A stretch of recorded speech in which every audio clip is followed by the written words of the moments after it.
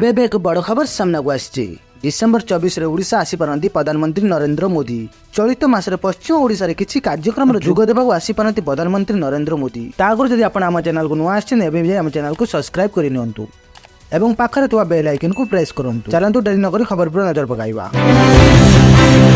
चलित मास 24 तारिख रे तांकर ओडिशा ग्रस्त संभावना रही। पश्चिम ओडिशा रे किछि कार्यक्रम जोग देबाक आसी पारंती प्रधानमंत्री नरेंद्र मोदी। एने आज विरोधी दल मुख्य सचेतक मोहन माझी सूचना देइचंती। साधारण निर्वाचन पाखे आसुवा बेले प्रधानमंत्री मोदी ग्रस्त राज्य बीजेपी को आउ बल देव बोली कुआ जाउछि। तांकर ओडिशा ग्रस्त सूचना पर बीजेपी शिविर चलचंचल होई उठिछि। गणमाध्यम को प्रतिक्रिया दे विरोधी दल मुख्य सचेतक मोहन माझी कहिसंती चलित मासरे प्रधानमंत्री नरेंद्र मोदी ओडिशा आसी पारंती। संबलपुर एक कार्यक्रम जोग दे पारंती। नरेंद्र मोदी पर अन्य नेतृत्व डिसेम्बर रो जनवरी मध्य ओडिशा ग्रस्त आसी पारंती। केंद्र गृह मंत्री अमित शाह एवं बीजेपी राष्ट्रीय अध्यक्ष जेपी नड्डा मध्य ओडिशा आसीबा नै कार्यक्रम रहिछि।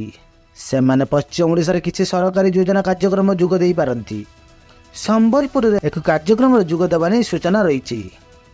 से आहुरी मध्य कहिसंती जे राज्यर दल को आहुरी सुदृढ़ करी सरकार गठन करबा हमर मुख्य फोकस अटे।